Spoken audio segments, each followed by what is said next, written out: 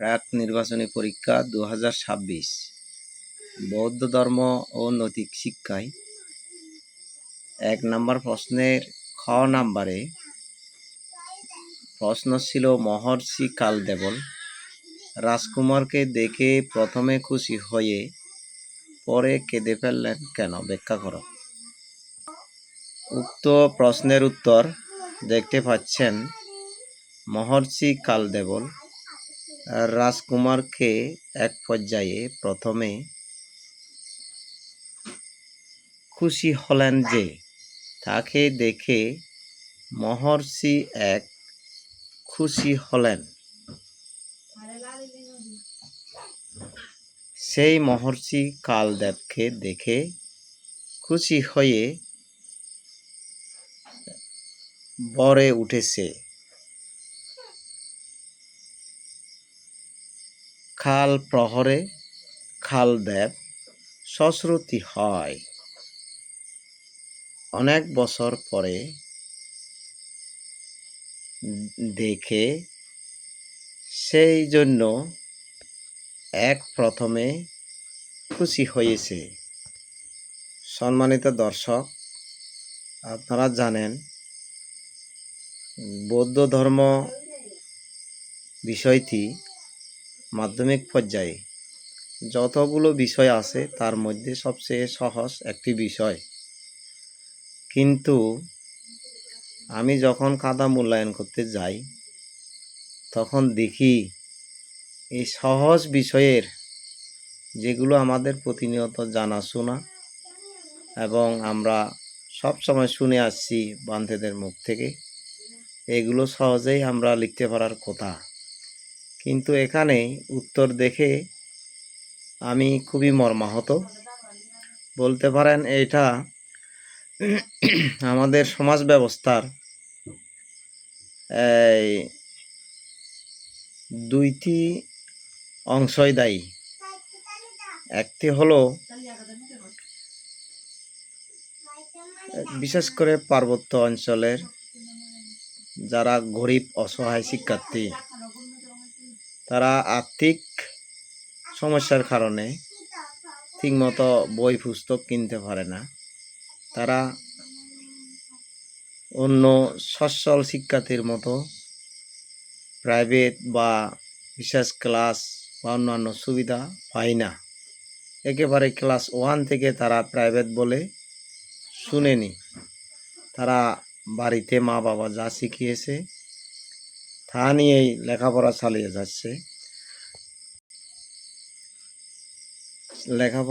যাচ্ছে। আর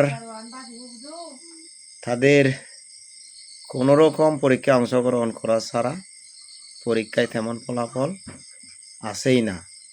শিক্ষক যতই চেষ্টা করুক এতে করার কিছু নাই। আমরা মাধ্যমিক পর্যায়ে স্বরবর্ণ ব্যঞ্জন বর্ণ পড়ানোর কোনো সুযোগ নাই। আমাদের যে সিলেবাস থাকে সেখানে সামগ্রিক পর্যায়ে সার্বজনীনভাবে আমাদের একটা উদ্দেশ্য থাকে, অধিকাংশ শিক্ষার্থী যেন কাঙ্ক্ষিত লক্ষ্যে পৌঁছাতে পারে। কিন্তু এসব দুর্বল শিক্ষার্থীদের আমাদের একেবারেই তুলে আনা খুবই কষ্টকর। এটা একটা বিষয়, আর্থিক সমস্যা বা দরিদ্রতা। আর অন্যদিকে বর্তমান সমাজ ব্যবস্থায় বলতে হয়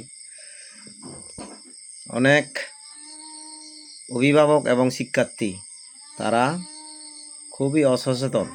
বিশেষ করে কারিকুলাম প্রচলন হওয়ার পরে অনেক অভিভাবক এখন মনে করে যে লেখাপড়া শিখতে হয় না, ছেলেরা স্কুলে গেলেই পরীক্ষায় পাস হয়ে যাবে।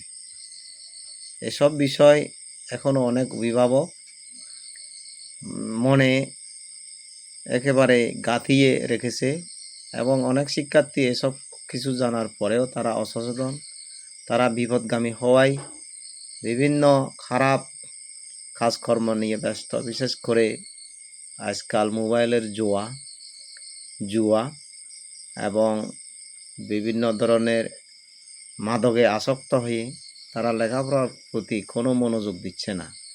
তারা একেবারেই, আমরা যতই সাফাসাফি করি তারা লেখাপড়া শিখে না।